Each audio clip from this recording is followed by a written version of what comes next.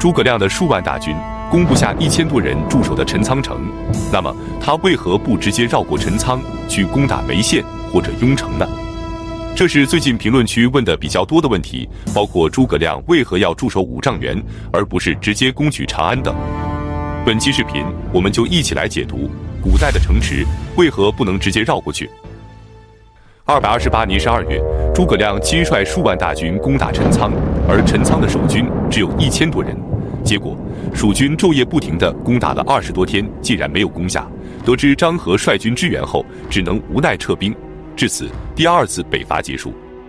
那么，诸葛亮为何不能绕过陈仓去攻打眉县或者长安？古代的城池为何不能直接绕过去呢？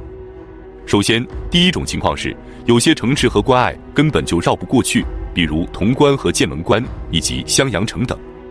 剑门关我们后面会详细讲述，先来看襄阳城。襄阳城雄踞汉水南岸，与樊城隔江相望，两城互为犄角，形成了坚固的防御体系。城的南边和西南是崇山峻岭，其余方向则被汉水环绕。这些天然屏障赋予了襄阳城得天独厚的防御优势。而且襄阳城还拥有我国古代最宽的护城河，最宽处接近200米，因此想要攻下襄阳城，需要付出的代价是非常巨大的。当年关羽攻打襄阳和樊城的时候，水军已经完全控制了汉水，即使在这种情况下，他也只能将城外的于禁和庞德消灭，却无法攻下城池。只要城池没有被拿下，他就不敢全军继续北进，否则一旦绕行，后勤补给就会被敌人切断，使军队陷入孤立无援的境地，甚至可能因为粮草断绝或者敌人前后夹击而遭受惨重的失败。所以说，只有解决了后勤补给以及腹背受敌这2大难题，绕过城池才有可行性。而要保障后勤，避免被敌军截断，就需要具备远超敌军的机动性，甚至能在敌人的包夹中快速突围，显然是难上加难。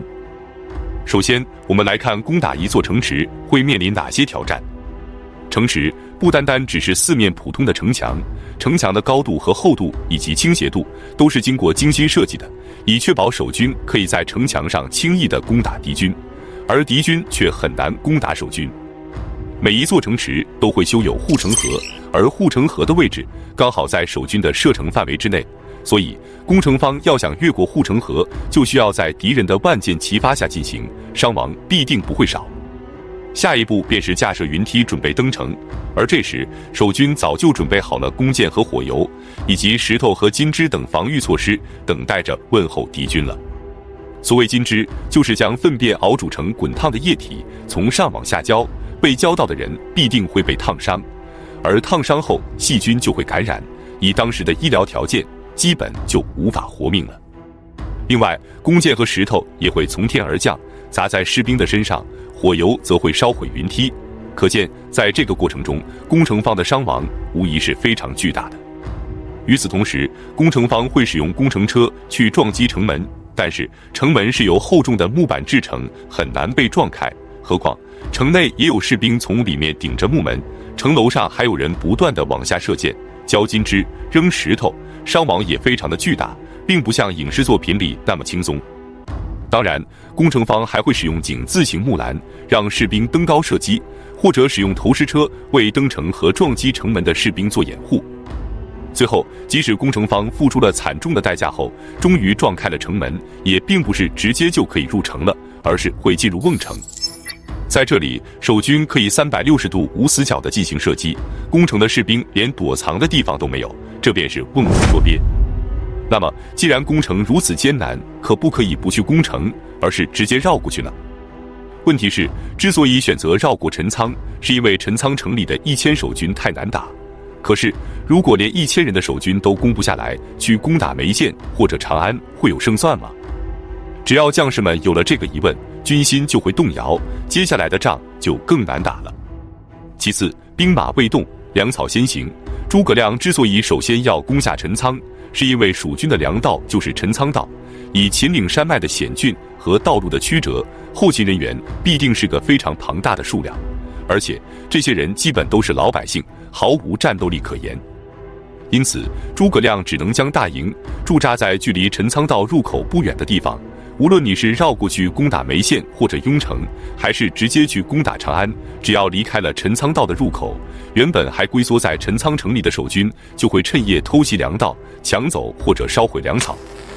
一旦粮草被烧毁，粮道被断，后勤补给便会全面崩溃。等到那个时候，士兵和战马无论有多么勇猛，都无法忍受长时间的饥饿，士气必然低落，战斗力也会锐减。如果此时敌人前后包抄，大军便连退路都没有，要么发生兵变，要么四散奔逃，接下来要面临的有可能就是全军覆没的风险了。因此，将大后方留给敌人是兵家大忌。一般情况下，将领们不会采用风险如此之大的战术。更何况，攻下一座城池确实非常难，但是只要付出一定的代价拿下了城池，好处也非常之多。首先，拿下城池就意味着城内的粮草辎重都会成为自己的补给，或许还能扩充兵源，了解敌方的情报。其次，控制了城池，也就意味着控制了城里的居民和周围的百姓，以及整个行政系统，以至于占领的不仅是城池，而是周围的广大区域。接下来便可以步步为营地继续扩大战果。还有，所有的战争都是有战略目标的，不只是为了打仗而打仗。比如诸葛亮的数次北伐，他非常清楚地知道，以当时蜀汉一州之地的实力，是不可能直接消灭曹魏9州之地的。因此，他5次北伐，无论走岐山道攻打陇西，还是走包斜道和陈仓道攻打关中，其战略目的都是陇西，而不是关中。即使拿下关中，也要面临曹魏从陇西的凉州、北边的滨州以及关东各州的围剿。所以，他北伐的目标是先拿下陇西，然后从陇西出兵控制关中，进而东出潼关。就像他第2次北伐，目标是占据陈仓，然后以陈仓为据点，向北控制雍城，从而彻底切断洛阳与陇西的联系，然后逐渐控制凉州。因此，从这个角度来讲，陈仓就更不能绕过去了。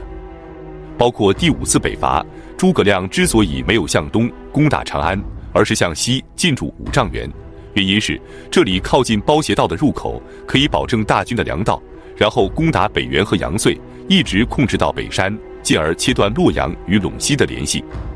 如果向东攻打长安，司马懿就会立即占据包斜道的入口，切断蜀军的粮道，将蜀军彻底困死在关中。很多小伙伴评论说，越过城池之后可以以战养战啊。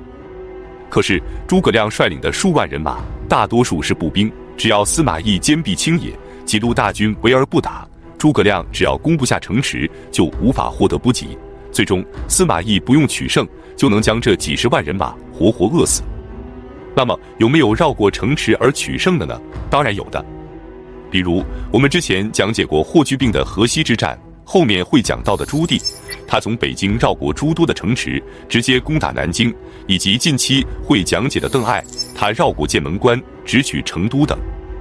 但这些战役都有其特殊的历史背景，轻易是无法模仿的。关于邓艾为何能够成功，我们近期就会详细讲述。本期视频就到这里，感谢观看，下期再见。